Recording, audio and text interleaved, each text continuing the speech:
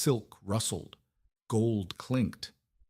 High society thrived on cruel hierarchies and shallow whispers. Duke Pendleton built his entire existence on these fragile, invisible rules. When he caught his sister's seamstress lingering near the ballroom doors, he laughed, a bitter, jagged sound meant to cut her down. She is just a commoner, he sneered to his fawning peers. He did not know courtly rules meant nothing to a conqueror. He certainly never expected the emperor to drop to his knees before her. Needles do not forgive. Nora learned this lesson a decade ago, yet the sharp prick on her left index finger still drew a quiet hiss from her lips. A single bead of crimson welled against her pale, calloused skin. She pressed it hard against her thumb, waiting for the stinging to subside desperately, careful not to let a drop stain the ivory silk pooled in her lap. Ruining Lady Diana's gown meant dismissal. Dismissal meant the freezing, cobbled streets of the capital. And Nora was entirely done with freezing. Rain lashed against the attic window. The draft in the servants' quarters was relentless smelling of wet soot and stale cabbage. Nora rubbed her aching shoulders and picked up her shears. She was 24, though the harsh lines around her mouth made her look older. Her brown hair was pinned back in a severe practical knot, completely hiding the natural curl that defied brushing. She did not look like a woman who harbored secrets. She looked exactly like what she was paid to be invisible. Downstairs, the Pendleton estate was vibrating with a frantic, suffocating energy. The imperial ball was only hours away. Emperor Leopold, the man who had dragged 3 warring nations under his banner through sheer tactical brutality, was attending. He was seeking a bride, or an alliance, or perhaps just looking to remind the old nobility who held the leash.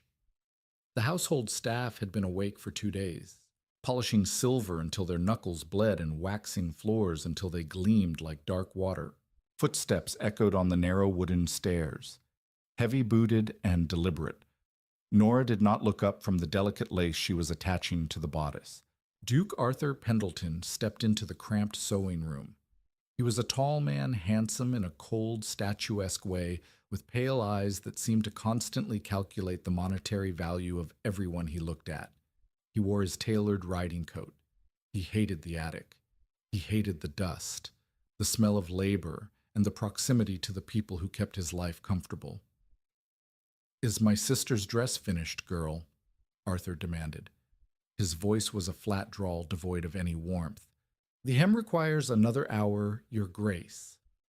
Nora replied, keeping her voice perfectly level. She did not use his title with reverence. She used it the way a carpenter uses a hammer, a necessary tool for the job. Arthur clicked his tongue in profound annoyance. "An hour. You people move with the urgency of glaciers. Do you understand who is stepping foot in my home tonight? The Emperor? A man who burns cities before breakfast." He paced the small room, his boots leaving faint tracks on the dusty floorboards. "Diana must be flawless. If she catches his eye, the Pendleton name will never answer to a provincial tax collector again." "I am aware of the stakes, your grace." Nora tied off a thread and bit the end. Arthur stopped. He looked at her truly, looked at her, and his lip curled in disgust. "Don't bite the thread. You look like a street dog gnawing on a bone. Where did Mrs. Gable even find you?" "I answered an advertisement for a skilled hand, your grace." "A skilled hand, Waistipam," he mocked, leaning against the door frame. He seemed to take a perverse pleasure in tormenting the staff when his own nerves were frayed. "You have the hands of a field worker, scars, calluses. It's a miracle you don't snag the silk every time you touch it." Nora looked down at her hands. They were ruined. Pale, yes, but crisscrossed with faint white lines. Burn marks on her left wrist. A deep, jagged scar cutting across her right palm. These were not the injuries of a clumsy seamstress. They were the remnants of a mud-soaked medical tent of holding shattered men together while mortar fire rained down in the trench wars of the northern border.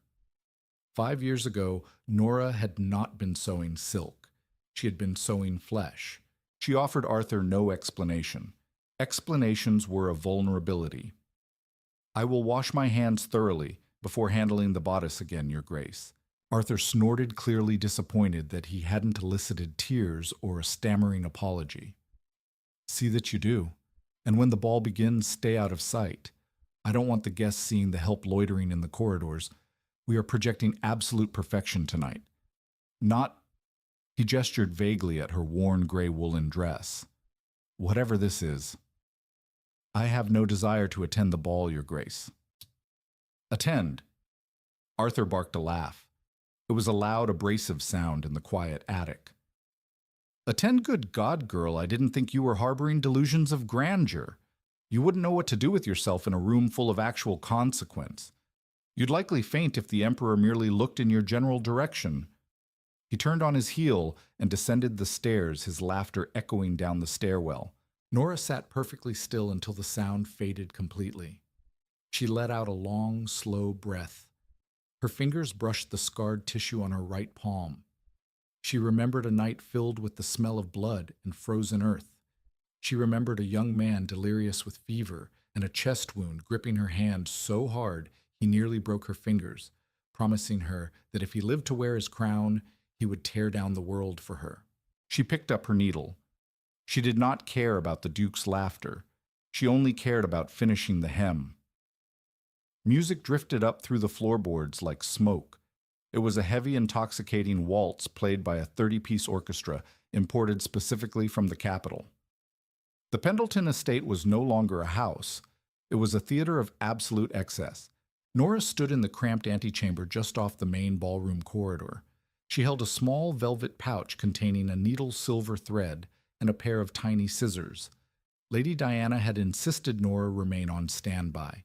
The ivory silk gown was notoriously tight around the ribs, and Diana, prone to theatrics, was convinced she would burst a seam if she inhaled too deeply during a dance. The heat radiating from the ballroom was intense. Thousands of beeswax candles burned in massive crystal chandeliers, casting a golden liquid light over the attendees. Nora stood in the shadows, her gray wool dress blending into the dark mahogany paneling of the corridor. Through the cracked double doors she could see them, the lords and ladies of the empire.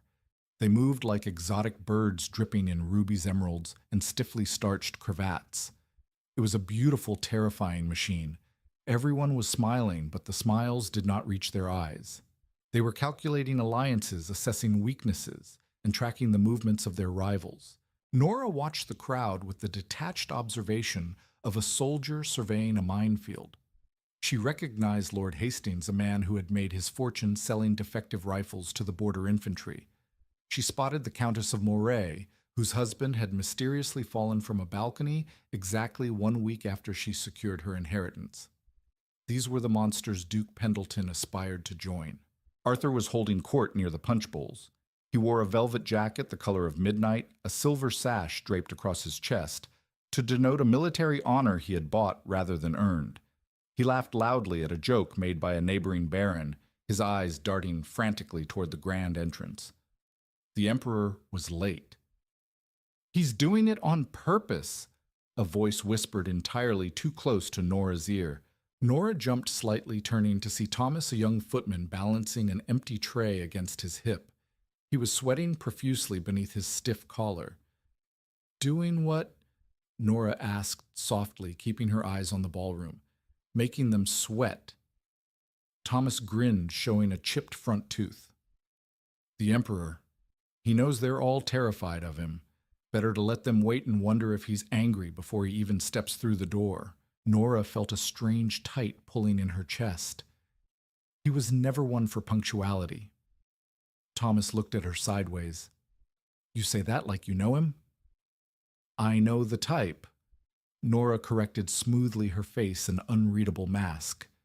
"Men with power rarely check clocks." A sudden, sharp, tearing sound echoed near the entrance of the ballroom, followed by a dramatic gasp. Lady Diana had stepped backward onto the train of her own ivory gown. A 2-inch rip opened right at the seam of her hip. Panic flashed across Arthur's face. He grabbed his sister's arm, his grip bruising, and dragged her toward the antechamber where Nora stood. "Fix it," Arthur hissed, shoving Diana toward Nora. "Fix it now. He's arriving any minute. The vanguard just passed the outer gates." Diana was hyperventilating, her powdered face stark white. I'm ruined, Arthur. He'll see the tear. He'll think I'm careless. Shut up and let the girl work. Arthur snapped, pacing the tiny room like a caged animal. Nora dropped to her knees without a word. She pulled the velvet pouch from her pocket, threaded the needle with practiced, terrifying speed, and began to stitch. Her hands were steady. The lighting was poor, the space was cramped, and Diana was trembling violently, but Nora's fingers moved with surgical precision. She ignored the Duke's heavy breathing. She ignored the frantic racing of her own heart. Hurry up, you useless creature, Arthur muttered, pulling out a pocket watch and staring at it. Nora tied off the thread and bit the end. It is secure, Your Grace. The lace conceals the repair. Diana frantically smoothed the fabric, letting out a sob of relief. Thank God. Thank God. Before Nora could rise from the floor, a profound, earth-shattering silence fell over the ballroom. The music stopped abruptly. The low hum of 100 conversations died in an instant. He's here. Arthur breathed, his arrogance momentarily vanishing, replaced by naked ambition. He adjusted his cuffs and practically shoved Diana back into the light of the ballroom. Nora stayed on her knees for a moment, her hands resting on the cold floorboards. Her pulse thumped loudly in her ears. She slowly stood brushing the dust from her skirt and moved slightly to the left so she could see through the gap in the doors. A squad of Imperial Guards marched in first. They wore pitch-black uniforms entirely devoid of the decorative fluff the local nobility favored. They carried live steel. They formed two lines, creating a harsh, unforgiving aisle through the center of the glittering crowd. Then he walked in. Emperor Leopold. He was taller than Nora remembered, broader across the shoulders. He wore a dark military tunic, unadorned except for a single silver star at his throat. His face was a landscape of harsh angles and cold authority. He had a scar cutting through his left eyebrow, a scar she had stitched in the dark with freezing, numb fingers. His eyes, dark and flinty, swept the room. It was not the look of a man seeking a bride. It was the look of a wolf entering a pen of extremely fat, very nervous sheep. Arthur stepped forward, bowing so deeply he nearly scraped his nose on the marble floor. Diana curtsied, her repaired gown settling perfectly around her. Your Imperial Majesty. Arthur's voice boomed, projecting confidence he clearly did not feel. The House of Pendleton is profoundly honored. Leopold did not look at Arthur. He did not look at Diana. He was staring past them. He was staring directly at the crack in the antechamber doors. Arthur noticed the direction of the Emperor's gaze. He turned his head, his face flushing crimson when he realized Nora was still visible in the shadows. He forced a strained, apologetic laugh, attempting to draw Leopold's attention back. Forgive the intrusion of the staff, Your Majesty. Arthur sneered, his voice dripping with condescension. She is just a commoner, a seamstress who lost her way. I will have her removed immediately. Leopold finally looked at Arthur. His expression was so intensely dangerous that the Duke physically took a step back. Then the Emperor of the Continent stepped past the Duke, ignoring him entirely, and walked straight toward the shadows. Boots struck marble. The sound was measured heavy and entirely out of place in a room designed for waltzing. Emperor Leopold did not walk like a guest inspecting his hosts. He walked like an infantry commander crossing a contested front line. The lords and ladies of the empire fell back, pressing themselves against the silk-lined walls, their earlier posturing evaporating into genuine, suffocating terror. Duke Arthur Pendleton stood paralyzed. His carefully rehearsed smile hung on his face like a grotesque mask. He watched the Emperor bypass the receiving line, bypass Lady Diana's flawlessly repaired gown, and marched directly toward the unlit antechamber.